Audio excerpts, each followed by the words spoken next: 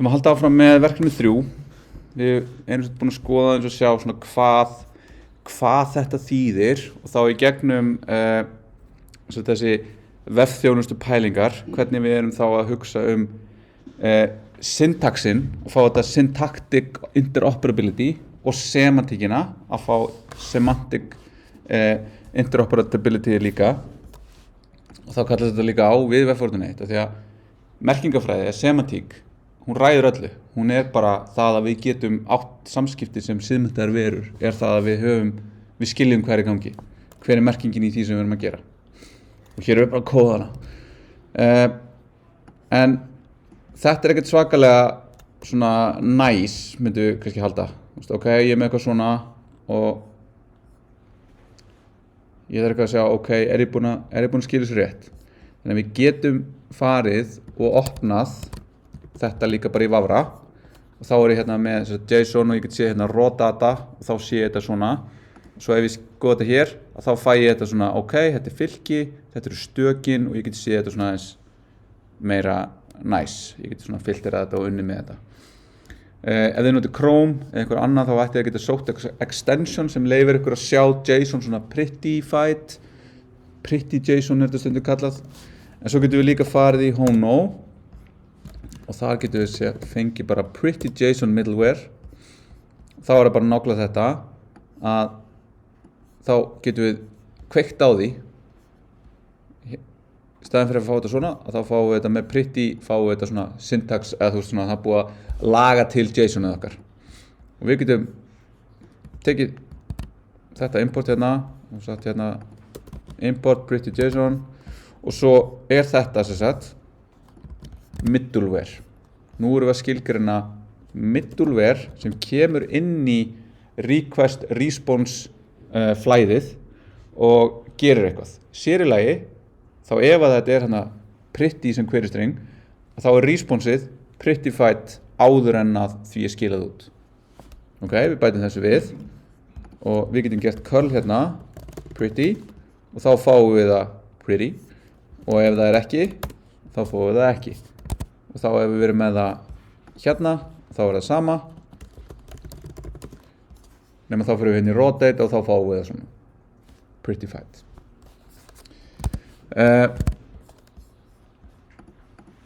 Svo erum við með hérna meira í hérna Hono. Það svona meira kannski tengt hérna erum við með eitthvað svona kassing og eitthvað svona sem við mögum eftir að skoða kannski aðeins meira í samhengi við námsefni næstu og þarfstu viku. En þetta getum við notað eða að við getum notað eitthvað eins og Postman. Og Postman svona GUI tól til þess að búa til samansafn af requestum á vefþjónustur til þess að við getum prófaðar og jafnvel deilt með öðrum til þess að segja hér, hei, ég búin að búa til þessar vefþjónustur, hér eru dæmi það hvernig ég kalli þær. Þá get ég tekið við þeim og sagt, já, takk, þetta hjálpa mér við það að skilja merkingafræðina í vefþjónustunni þinni hraðar. Kærar þakkir. Þannig þá get ég búið til hérna, og get sagt get slash, þá það bara get, og þá get ég sett hérna http localhost 3000 slash. Og ég gerir bara send, og ég fæ þetta tilbaka hérna. Og þá þetta hérna sjálfkrafa getur það farið að það svona raw, þá getur þetta að túlka þetta og það bara Postman kann HTTP og segir já ok, content type application JSON, þetta JSON, ég ætla að varpa þessu yfir í prettyfied JSON hér. Og þá getur farið og gert svona alls konar fyrir þetta. Ok, þannig núna ætla ég að svona frekar hratt að skissa út svona hvað þessar hérna þjónustur myndi gera. Þá sér í lagi þessar hérna kannski þessi og bara delete. Það fínt líka. Ok, þannig að núna þurfum við að segja hérna ok, app get og þá getum við sagt hérna authors. Þá spurningin hérna, ok, hvað á ég að gera hér? Á ég núna að segja hérna sé, þú veist, kontekst eitthvað og hvað á ég að gera hérna? Þú veist, á ég hérna að vera með þetta og hvað, svo verðum við aftur, þú veist, app.post. Hvernig vil ég skipta þessu upp? Hvernig væri það? Þú veist, og líka ef ég ætla að gera þetta hérna inn í index.js, þá verður þetta bara ógeðslega langt af því að, þú veist, þetta verður alveg svolítið af kóða sem við erum að fara að gera. Þannig að við getum gert svona og sagt authors API hérna og þá þurfum við að finna einhvern object sem við getum þá í raun skipta þessu upp. Þannig að ég get sagt hérna new folder API og ég get búið til new file authors bara .api.ts og ég get gert export const app jafnt og new hvernig var þetta? Ég maður aldrei new hono new, já, ok, þetta er bara fínt svona importum hono þá getur ég sagt app.get og þá getur ég sagt slash hérna og þá getur ég sagt hérna c og return c.json og það er bara eitthvað tómafylgið það ég er að gera fyrir þetta er get á slóðina þá skilja mér öllum höfundum og ég gerir svona og ég ætla að segja authors API er betra nafn þannig ég ætla að segja bara export const authors API ok, ég ætla að gera svona og svo ætla ég að segja hérna export default app þá get ég gert bara það sem ég vill hérna þá get ég sagt import stjarna as authors API from API authors svona þá fæ ég bara allt sem er exportað þarna fyrir inn í authors API og það allt sem er exportað hérna er bara appið þannig nú er ég að nota default export og default import í staðin fyrir named export og import þess að við erum að nota hér bara til að prógra áfram hvað er hann að kvart yfir hérna já, þá þarf ég að gera .default hérna ok þetta var ekki góð hugmynd gerum frekar ég er almennt ég nota aldrei sko default exports og imports ég nota alltaf bara named, mér finnst það miklu betra as authors API og export const svona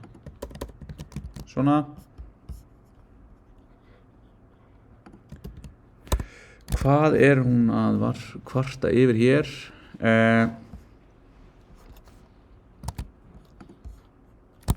núna er ég bara þá hoppa ég bara þrábeint hérna og sé hvað er að gera vitlaust þið getur hort á þessa lausn hún er bara fín fyrir þetta import API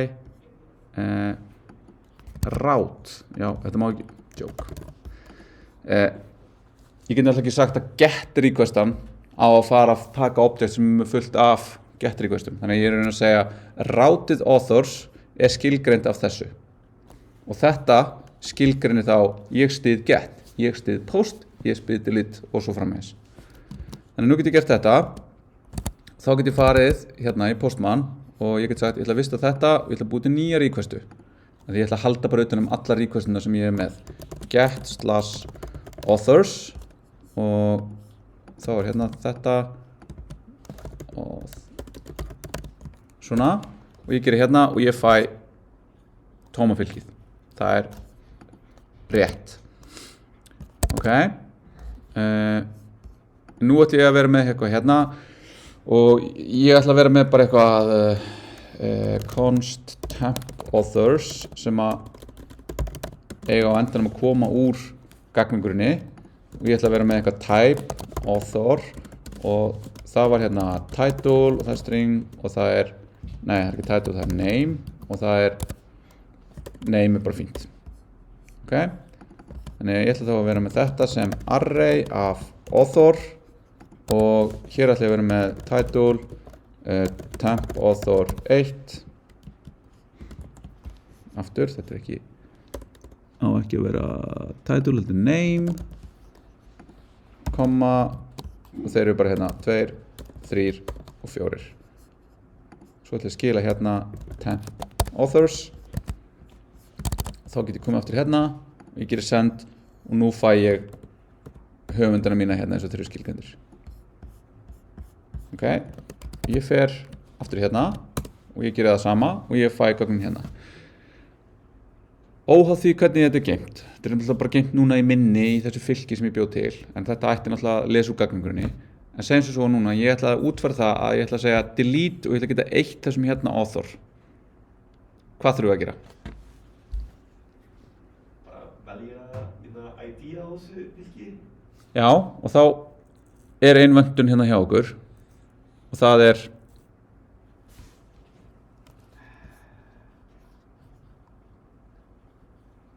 hvernig myndum við gera það?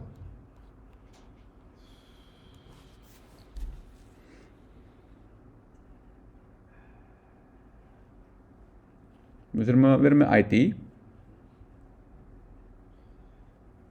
og núna erum við með ID, spurningamarki.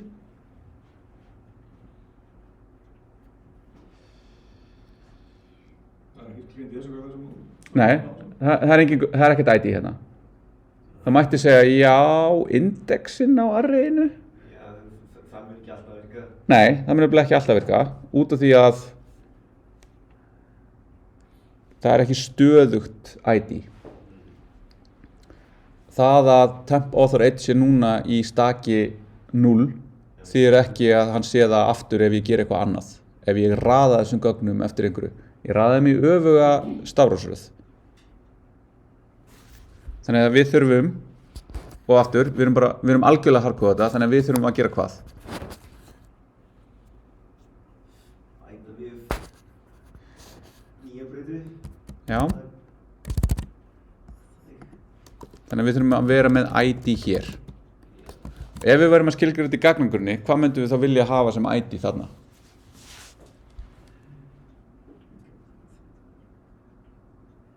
Hvað er stöðugt ID þegar við erum að vinna með gagnagrunna? Einhvers svona key eitthvað þannig. Jú, og sérlega hvernig key? Primary key.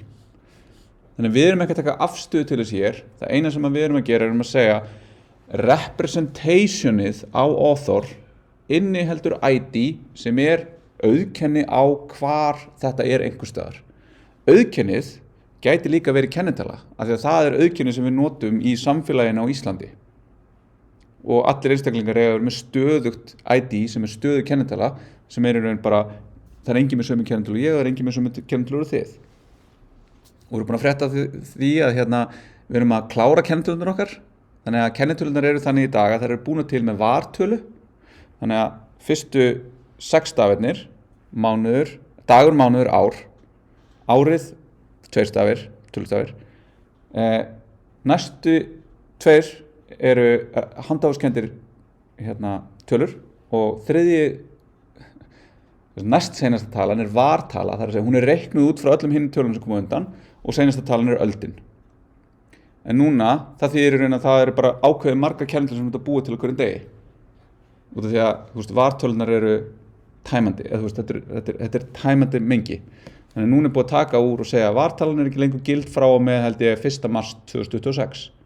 Þannig að nýja kennitölur sem eru búin til eftir því, þar eru vartölucheck, eiga ekki við. Sem er ákvörðun og líklegast ekki að óþörfu tekin, en þetta er sama með bílnúmer. Einu sem voru bílnúmer bara R1, R2 og svo þurfti að koma hérna, það þarf aðeins að vera meira í þessu og við erum með 2 bókstafi, svo var það ekki nóg mikið, þannig að það var bett við 3. bókstafnum, svo spurning hvort við þurfum að fara ekki að betta við 4. bókstafnum og þetta er bara til að stækka, þetta er bara combinatorics. Anyways, þannig að við ætlum að bæta við ID hérna og við ætlum bara að segja að þetta er bara 1, 2, 3 og 4. Ok? Nú gerum við send hérna, þá erum við komið með eitthvað ID. Þá get ég núna búið til nýja requestu sem er get /authors ID. Þá erum við með svona, þá erum við svona /1. Ok, nú fáum við 4 not found. Þá getum við núna notað í Hono app get /id C return C.json auth ok, og þá þurfum við að fá id-ið, const id og þá getum við sagt c.para rec.para param, þetta eins og við vorum að gera senast id þá sjáum við hérna id strengur og ef við gerum þetta þá segir hún stringur eða undefined hún veit hérna út af því að það id hér þá fáum við strengur þessu og þá ætlum við að reyna að finna authorinn og þá ætlum við að segja author jafnt og temp authors.find id jafnt og id ok if not author þá vitum við að hann var ekki til og þá ætlum við að gera return c.json og þá ætlum við að vera með þetta sjálflýsandi villuskilaboð error not found við erum í raun bara að replikera þannig séð hvað kemur frá HTTP og þá segjum við 404 hér af því að 404 not found í HTTP annars skilum við author ok send, nú fæ ég authorinn ég gerir 190 404 not found, error not found alltaf skila ég JSON ef ég hefði ekki skilað JSON þá hefði ég fengið texta sem er ekkert endilega sem ég vil bara vera consistent ég skila JSON ok, en nú vil ég geta eitt author og þá ef ég ekki búin að vera að nota eitthvað tól eins og curl eða postman og ég að gera hérna og ég vil eyða author nummer 1 hvaða vandræði lendi ég ef ég ætla að gera það núna í gegnum Firefox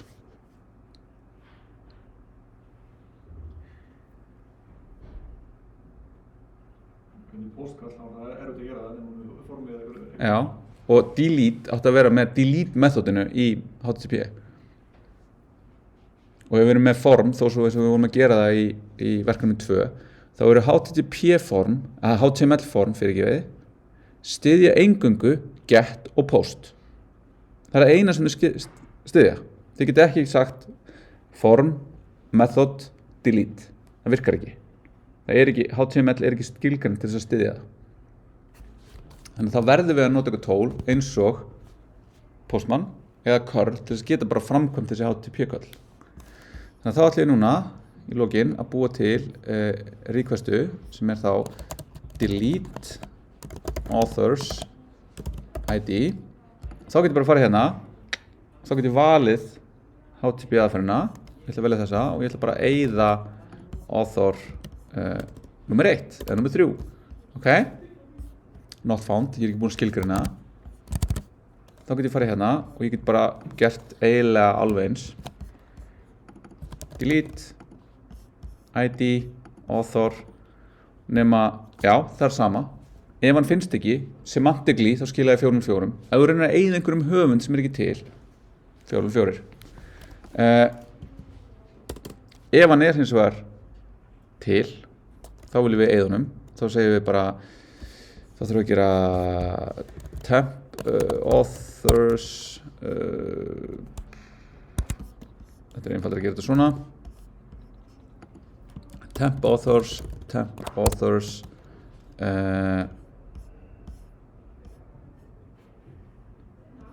nú er ég alveg orðin filter bara þetta er ekki jafnt og i.id þetta er náttúrulega hræðilegt en hérna er náttúrulega, þetta er bara 100% temp og hver er að skila hér hvað er semantically make sense að skila þegar ég er búin að biðja eitthvað um að einhverju hafi verið 1 og ég ætla að staðfesta að því var 1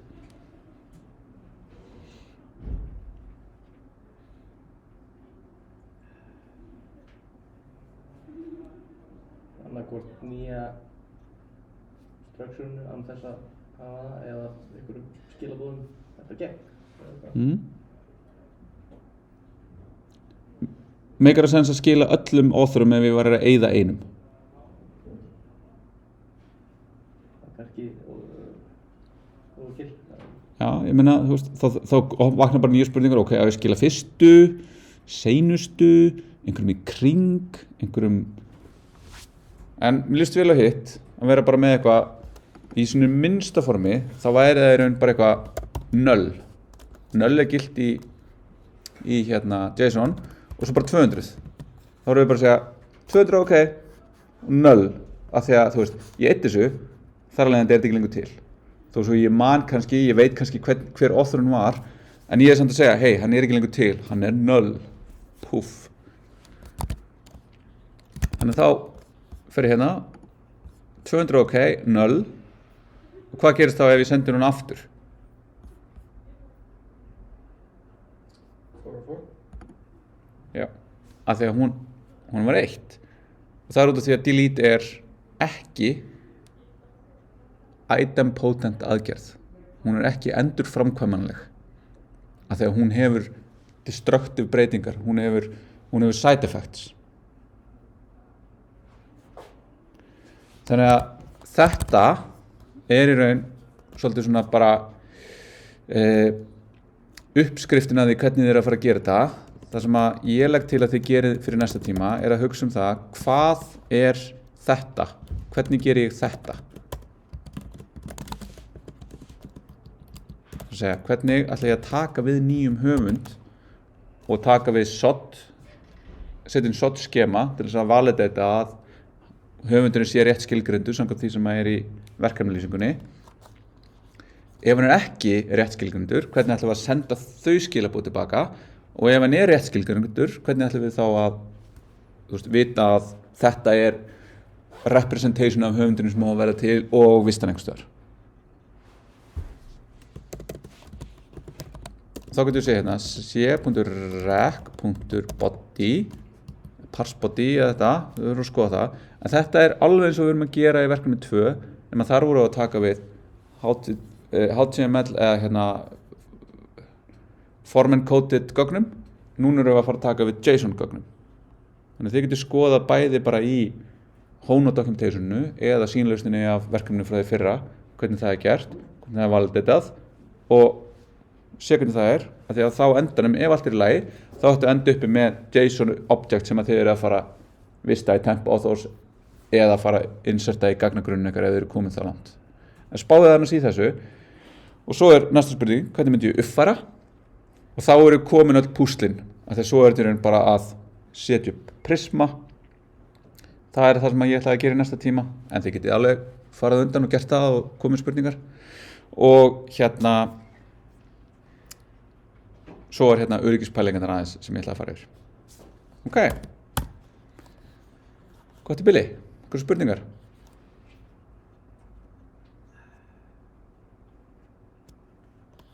Þá segir ég bara takk í dag.